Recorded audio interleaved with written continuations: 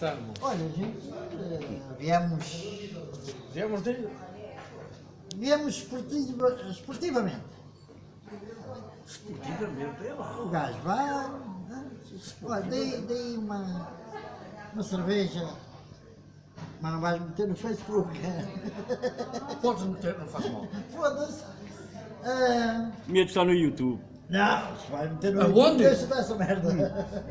Vamos lá. Para lá essa merda. Anda lá. Para lá essa merda. Então, os gajos tomaram um café, cerveja cada um. Cerveja cada um e tal. Falavam para aqui, falavam para lá, diziam um assim para o outro.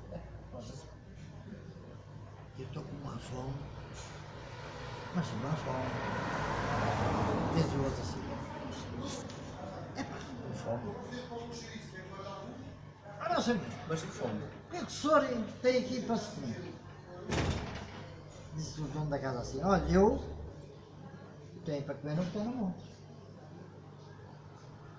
É pá, mas a gente não gosta disso. Na montra no balcão.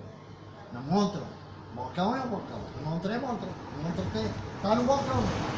Vês os balcão, tens de Montra ser é lá montra. fora, pá. Balcão. É para o Sr. Delfim, você também está para contrariar. Deixa lá o homem acabar a anedota. É, a gente não gosta disso. Olha, pá, é o que há, não tem que dar mais nada. Olha, mas diga-me uma coisa, aqui há outras coisas boas para comer, não há? Epá, você nem sabe. Você nem sabe. Ô Gui, Gui, liga aí agora. Eu não sei, só faz favor, come. Que a gente está com uma fome. Epá, a gente tem que comer. Mas aquilo era ao meio da tarde.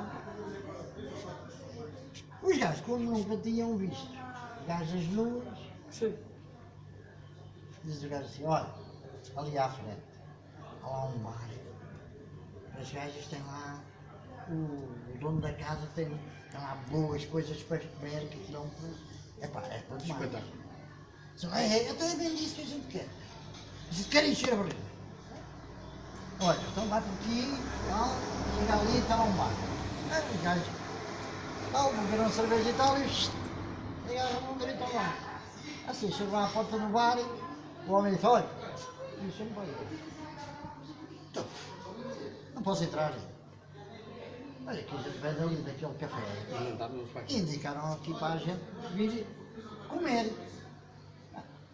Aqui não há coisas para comer. Não há coisas para comer.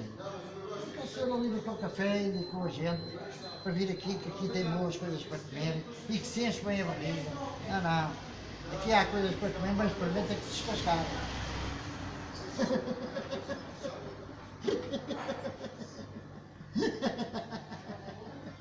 Estás a ver, né? Foda-se. Agora choca.